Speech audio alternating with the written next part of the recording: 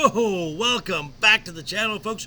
In our remote location, you know what that means. Hot off the press. Yeah, the premiere of Andor. But before we get to that, let me just do a couple things here. Welcome, everybody. How are you? If you're new here, and you possibly of the 50 some odd percent that are watching my content but aren't subscribed, hit that subscribe button. Turn it from red to gray. Then go over and ring that bell. Click it to all so you know when the next video pops up. Smash that like button, and before you head out, drop a comment down below. And if you're one of the regulars here, welcome back for another round. I ask that you also hit that like button, and before you leave, drop a comment as well. And of course, share the video out on all the socials. Okay, let's get into this. The 3-episode premiere of Andor from Disney Plus. Now, I'm not going to do a breakdown of all 3 episodes. We'd be here forever. I'm going to do a quick synopsis, then tell you what I liked, tell you what I didn't like, and my thoughts on the series thus far. Okay, so first off, to set the table, we're in the year 5 BBY. So we're a few years after the events of the Kenobi series, and right about in the same time frame of the Disney Rebels animated series. Okay, episode 1, a quick synopsis, light spoilers from here on out, so you've been warned. Andor gets into trouble. We see flashbacks of his homeworld, that being the planet Kenari. Back on the planet where he's living, we meet an old flame of his named Bix. She sends a message out to a buyer of a rare item that Andor has, and we meet a Imperial officer, Sorrel, who kind of goes against the orders of his superior officer. Okay. Episodes aren't that long. They're about maybe 30 minutes long. Episode 2, we start off with a flashback to Lord of the Flies. Cassian's childhood on Kenari, where the Empire has been doing some strip mining.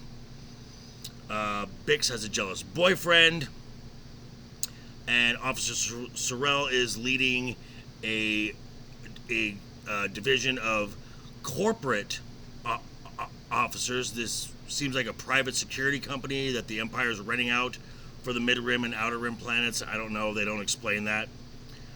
And he appears kind of weak and kind of a pansy.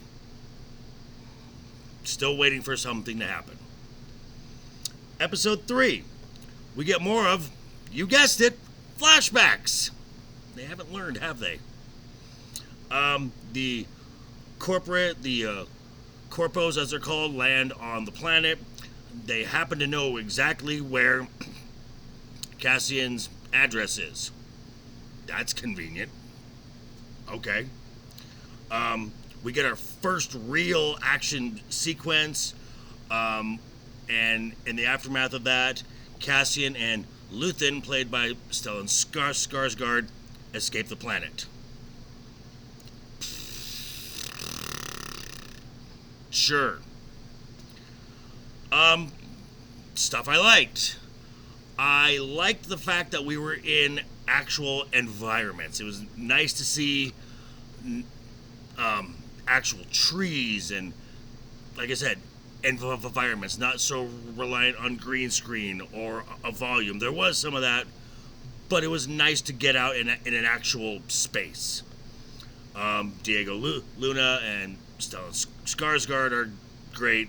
They're fine in this series so far. Diego knows the character. Stellan, it's a good thing they don't cast him in anything that's outside his range. So he's playing Stellan Skarsgård. Cool, fine, whatever. Things I didn't like. Some of the side characters, the jealous boyfriend named Tim, just kind of a wuss, and just the stereotypical jealous boyfriend. There's also Sergeant Vosk, I think his name is more of a cartoon character than anything. The pacing of the show, yeah, the show moved, but nothing happens. It's kind of slow and boring, and we're already a quarter through the series. The series is 12 episodes. Nothing really happens until the last 7 minutes of episode 3. And then we get to meet B2EMO, a droid. In this current world of representation, where you can't identify with any character unless they somehow resemble you. Well, great, there's finally a stutterer in Star Wars. And it's a droid. Not even a cool droid. It's a box on wheels that gets peed on. Thanks, dicks. So, final thoughts on this. Couple things. One, this is the problem with prequels. The problem with the prequel is you know where the story ends up. We know where Cassian Andor's story ends. He ends on a beach on Scarif. So, that's in Rogue One, which is also a prequel. So we're doing a prequel within a prequel. Much smaller story, and just there's no stakes in the game really. We know we're getting Cassian Andor. We know we're getting Mon Mothma. We know we're getting Saw Gerrera. So we know where these stories end. We know they're safe. There's no weight for these characters. And if I was to describe this series thus far in one word, boring! It took forever to get moving, and there's not one character that I care about. It's just not. I'm not seeing it. I'm not feeling it. So, but on the bright side, it's better than the Kenobi series, and it's better than She-Hulk. Low bars to clear, I know, but it's something. But hey, those are just my thoughts. I'm going to turn it back over to you now. Let me know what you think down below in the comments.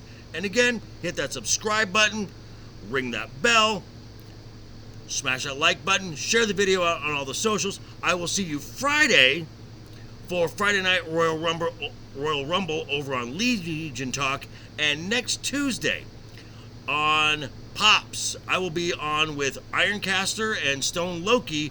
We will be discussing the Carl Urban film Dread, along with my normal Monday review for House of the Dragon. So until that time, guys, have a great rest of your week, guys. Always have fun. Hashtag keep talking. And always keep that smile on your face. Toodles!